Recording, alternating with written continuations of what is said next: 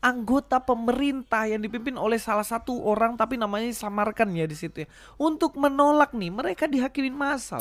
Banyak sekali izin baik dari warga sekitar maupun dari jemaatnya sendiri yang bahkan mencapai ratusan orang ya ini. Kita tahu ya, Forum Kerukunan Umat Beragama, tapi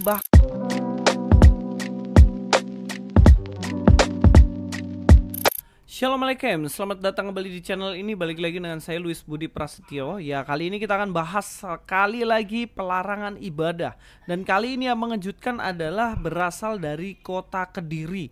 Padahal nih kota ini paling toleransi. Saya tahu banget kota ini. Kota ini paling toleransi, tidak ada sebenarnya hal-hal alasan-alasan tertentu untuk mereka bisa melakukan pelarangan-pelarangan ibadah.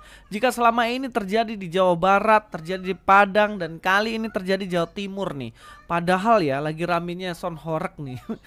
Kenapa mesti ada pelarangan lagi? Ini gereja nih kali ini, dan itu adalah gereja GKJW. GKJW di Mojoroto, Kediri. Bagaimana bisa di situ terjadi pelarangan ya pembangunan gereja di situ? Katanya gereja ini nggak ada izin. Padahal kita tahu sendiri bahwa ini bahkan gereja ada sebelum zaman kemerdekaan Indonesia ini nih, gereja udah ada, dan sekarang dilarang karena tidak ada izin katanya. Padahal mereka itu sudah mengantongi banyak sekali izin baik dari warga sekitar maupun dari jemaatnya sendiri yang bahkan mencapai ratusan orang ya ini jemaatnya ini. Dan ini sangat-sangat miris dan kasihan. Apalah Indonesia ini ya, makin lama makin aneh. Seperti yang saya katakan tadi, bahwa gereja ini sudah ada dari zaman kemerdekaan, bahkan sebelum ya. Dan memang pada waktu itu namanya belum GKJW, tapi namanya KRW, Kelompok Rukun Warga. Tapi ini sebenarnya cikal bakal dari GKJW ini, dan ini adalah komunitas Kristen yang ada pada saat itu. Dalam sensus sendiri ya, ada 175 KK, yang artinya hampir 300 lebih, yaitu anggota jemaat dari gereja ini. Tapi kok bisa? Kok bisa-bisanya tidak ada izin? Kok bisa-bisanya dilarang berdiri?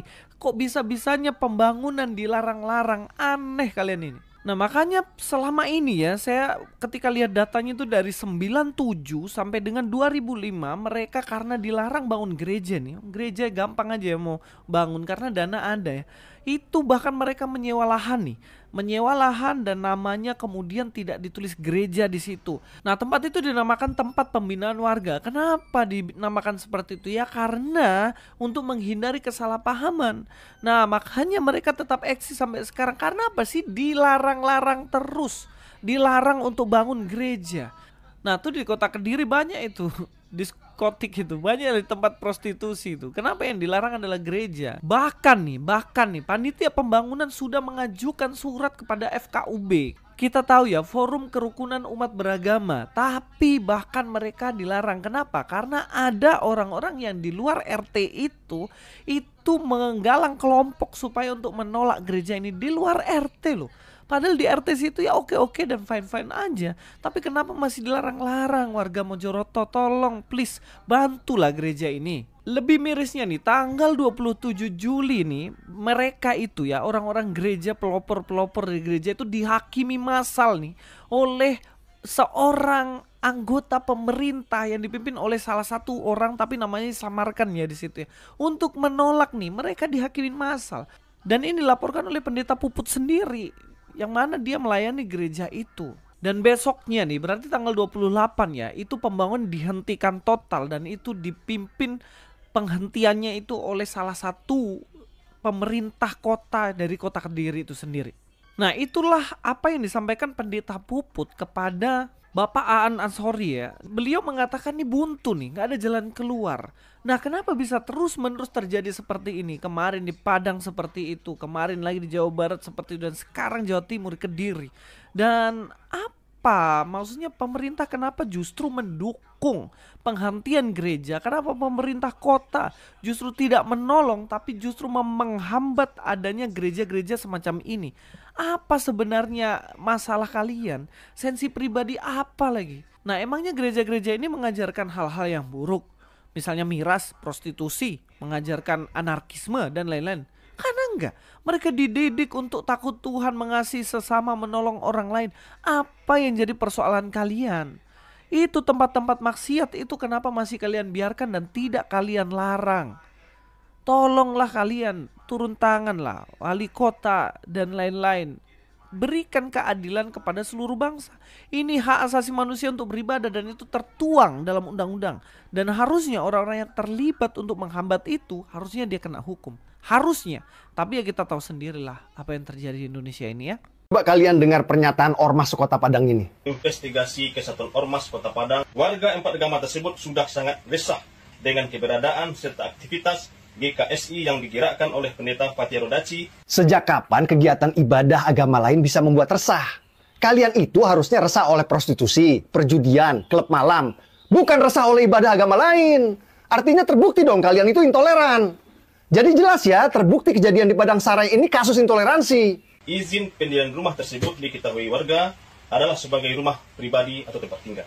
Ini informasi penting yang kalian orang Kristen harus ketahui ya. Menurut SKB 2 Menteri, bab 1 pasal 3, kalian umat Kristen berdoa ibadah di rumah itu diperbolehkan dan tidak perlu minta izin siapapun. Umat Islam sholat di rumah boleh, begitu juga kalian umat Kristen ibadah nyanyi-nyanyi di rumah juga boleh. Jadi kalau ada yang larang kalian nyanyi di rumah dengan alasan peruntukan, itu murni intoleransi. Clear ya? Kami atas nama warga masyarakat meminta kepada pihak berwajib agar segera membebaskan warga Padang Sarai yang sedang ditahan. Oh, jadi setelah melakukan perusakan rumah, mecahin kaca, meneror penghuni rumah, bahkan sampai melukai 2 anak kecil, terus kalian minta pelaku dibebaskan gitu?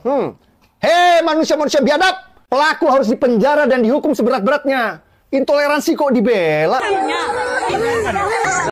Shalom Alaikum, selamat datang kembali di channel ini. Balik lagi dengan saya Luis Budi Prasetyo. Kali ini kita akan bahas kembali kelanjutan kasus yang kemarin, di mana ada tempat ibadah dihancurin sama beberapa kelompok orang. Dan bahkan di situ kaca-kaca dipecahin, kursi-kursi dihancurin, ada motor juga di situ dirusak, bahkan ada anak kecil yang terluka. Dan memang saya apresiasi ya tindakan polisi gercep banget. Mereka segera langsung menangkap pelakunya dan di situ ada 9 orang yang tertangkap. Bahkan katanya masih akan lagi ada pelaku-pelaku lain yang akan ditangkap. Kemudian setelah itu mereka melakukan mediasi antara pihak yang dirugikan dengan orang-orang yang melakukan kekerasan itu. Nah, di situ ada forum kerukunan umat beragama, di situ ada dari polisi, di situ ada dari pejabat perangkat desa dan lain-lain di kantor camat. Dan tahu nggak hasilnya apa? Hasilnya mereka menyepakati bahwa ini bukan persoalan agama, tapi ini persoalan salah paham saja. Salah paham aja katanya. Dan kemudian kita tebak aja, pasti mereka dibebasin dengan enak gitu aja. Dengan berbagai alasan bebasin gitu aja dan tidak diproses. Karena apa? Karena persoalan agama. Indonesia ini adalah negara Pancasila, tapi kita harusnya malu. Kita ini orang yang paling tidak toleransi di negara ini. Dan nanti siklusnya gitu, lihat aja. Ngancurin sesuatu, melukai orang, tindak kekerasan, kemudian ditangkap, mediasi, dibebasin. Gitu aja terus. Sampai Indonesia ini ulang tahun ke-1000 mungkin ya. Dan saya harap sih masih ada harapan lah di bangsa ini, di Indonesia ini. Janganlah bangsa ini dicoreng hanya dengan hal-hal yang semacam ini berulang terus dan tidak ada tindakan yang tegas sama sekali kepada pelaku-pelakunya. Kemarin di Jawa, sekarang di Padang. Ya kita nggak tahu nanti akan ada di mana lagi begitu. Tapi tolong kasih perhatian baik. Pemimpin negara ini kan dipilih untuk mengayomi semua manusia yang ada di Indonesia ini yang memilih. Dan masa ini tidak kami rasakan dalam pengayoman ini. Orang ibadah dipersulit, orang ibadah dihancurin, orang ibadah disiksa. Tapi orang-orang lakukan prostitusi, orang-orang miras dan lain-lain dipuji-puji. Apa-apaan drama ini?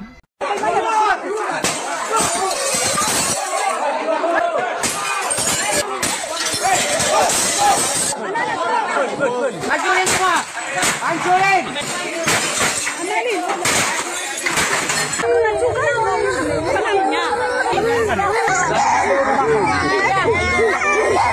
Ya itulah kira-kira tadi mereka umat-umat yang kerasukan itu ya, dihancurin semua kursi-kursi, tempat ibadah, kaca-kaca dihancurin. Kalian nih kenapa?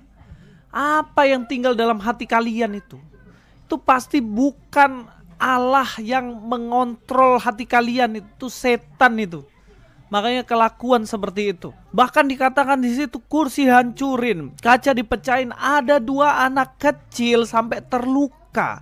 Hanya demi-demi kalian membela agama kalian, untuk apa? Dan kalian ketika dikatakan kalian hidup dalam kekerasan gak terima, aneh. Nah ini, hari ini saya mau bicara ini soal di mana negara ini. Sudah berkali-kali bahkan dalam tahun ini sudah banyak sekali korban, tidak hanya berkaitan dengan barang-barang fisik, tapi bahkan sampai terluka orangnya.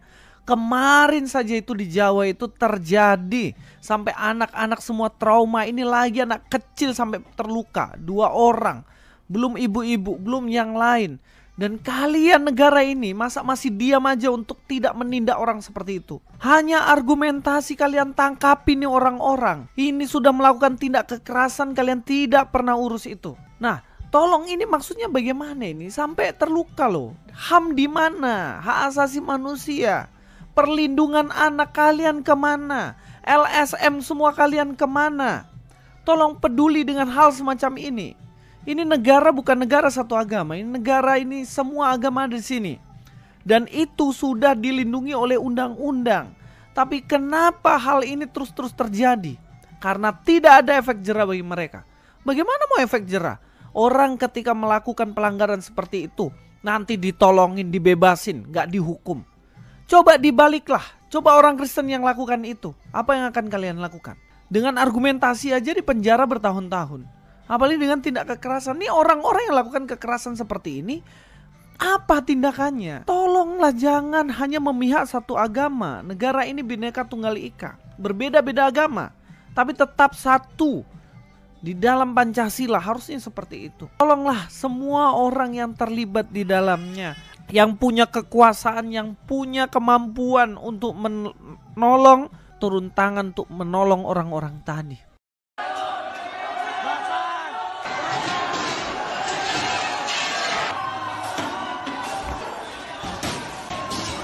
Assalamualaikum, selamat datang kembali di channel ini. Balik lagi dengan saya Louis Prasetyo. Kita akan bahas hari ini soal adanya ya perusuhan yang dilakukan oleh oknum-oknum dari Muslim ya.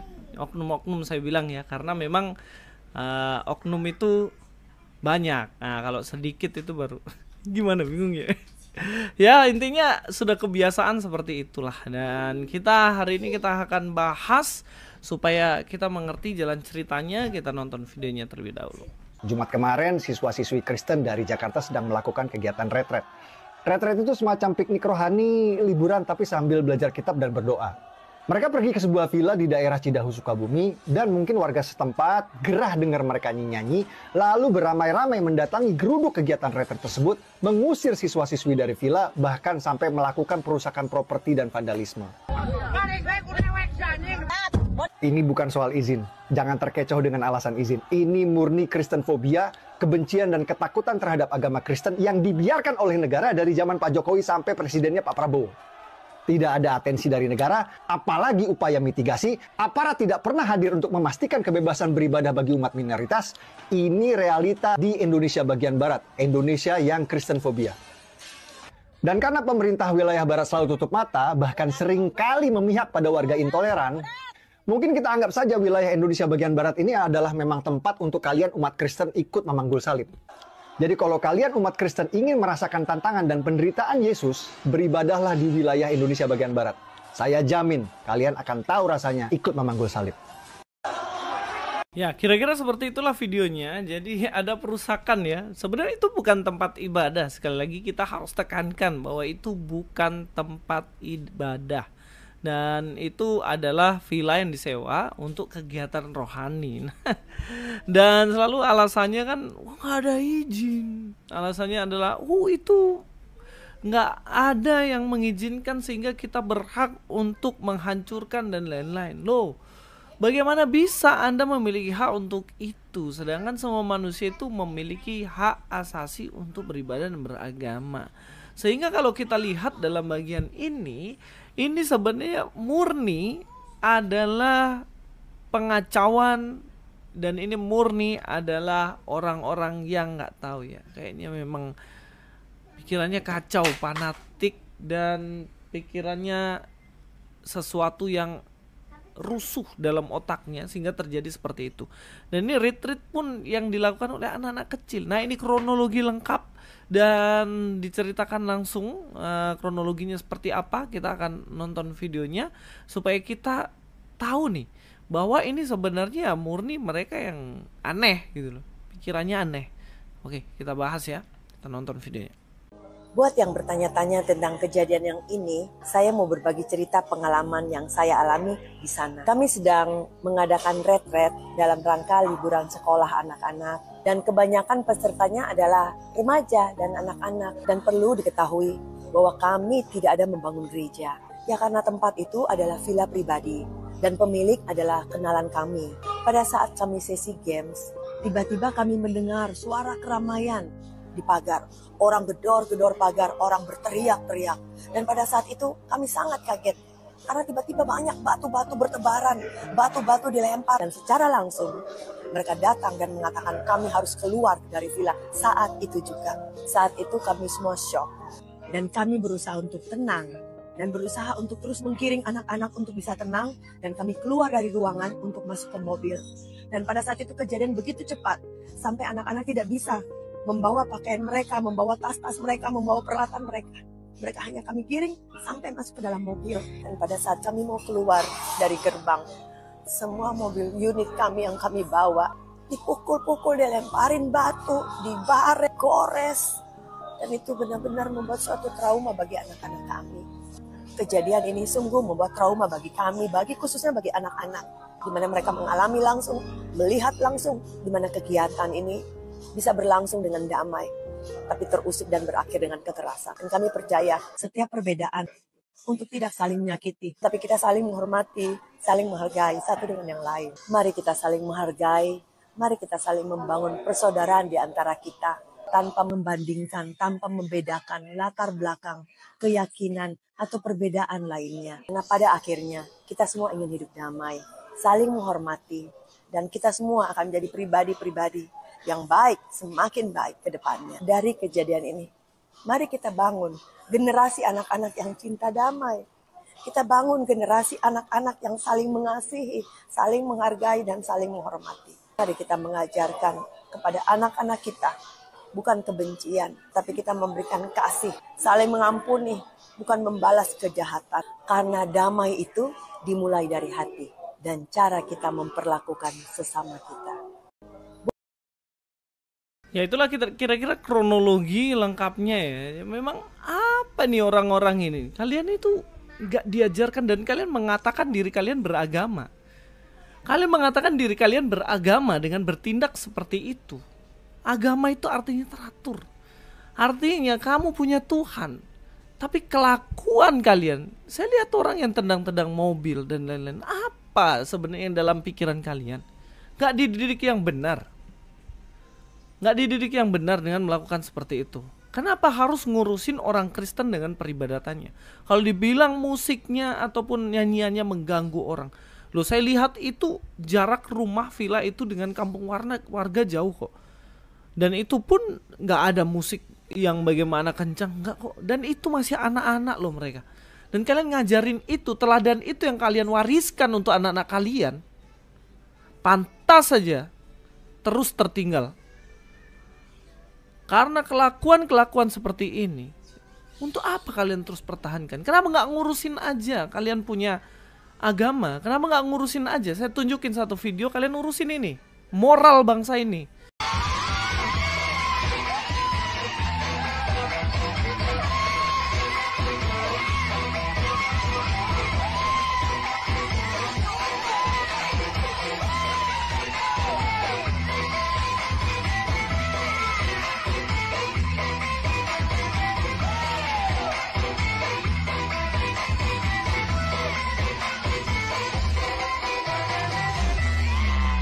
Kalian sudah lihat itu. Kenapa bukan itu yang kalian urusin tuh? Moral tuh.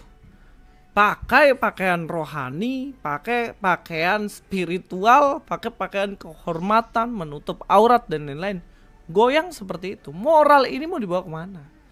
Kenapa kalian harus menghancurkan orang sedang beribadah, orang yang dengan sopan beribadah mencari Tuhan dan dihancurin? Kenapa bukan yang goyang-goyang seperti itu yang kalian hancurin tuh? Didikan apa yang didapat dengan cara seperti itu? Ya, kita nonton satu video lagi. Ya, ini kalau kita lihat ya, mereka beribadah di jalan tol nih. Coba lah, ini jalan tol nih. Sholat id di jalan tol, lajur khusus kendaraan kecil, sedan, jeep. Mereka di tengah-tengah sini. Nah, maksudnya gini, kalau alasannya nih tempat gak ada izin nih, ini contohnya tempat gak ada izin, ngapain kalian ibadah situ dan dihancurin dengan sesuka hati? Emangnya jalan tol tuh tempat beribadah? Toh kalau di villa tadi itu kan mereka bayar, keluarkan uang, dan itu privat begitu. Apa persoalan buat kalian? Terus kenapa yang di jalan tol itu mereka bayar nggak itu di jalan tol? Ya saya nggak tahu juga. Mereka ini bayar apa nggak di jalan tol kan gitu. Tapi ini kan problem, ini persoalan yang sebenarnya kalian harus selesaikan baik-baik. Jangan kalau Kristen alasannya nggak ada izin, nggak boleh ibadah. Lo ibadah nggak butuh izin, bos. Kalau itu gereja ya oke lah, kalian tuntun untuk izin. Nah itu villa disewa untuk ibadah nggak boleh. Jalan tol apa kabar? Jalan tempat umum apa kabar? Urusin moralmu, bos. Banyak sekali kejadian-kejadian yang oknum ini, saya sekali lagi katakan oknum. Banyak oknum yang ngaco, ngawur, mengatasnamakan agama. Banyak yang seperti itu. Kenapa nggak urusin itu? Kenapa harus ngurusin orang Kristen yang ya pure mau ibadah, mau menyembah Tuhannya sendiri, uang-uangnya sendiri, villa-villanya sendiri? Kalian marah, ngamuk-ngamuk apa? Gitu. Nah sekarang yang problem ini pemerintah kemana? Ada nggak bantuan dari pemerintah? Saya mau ajak kita untuk baca satu ayat lah.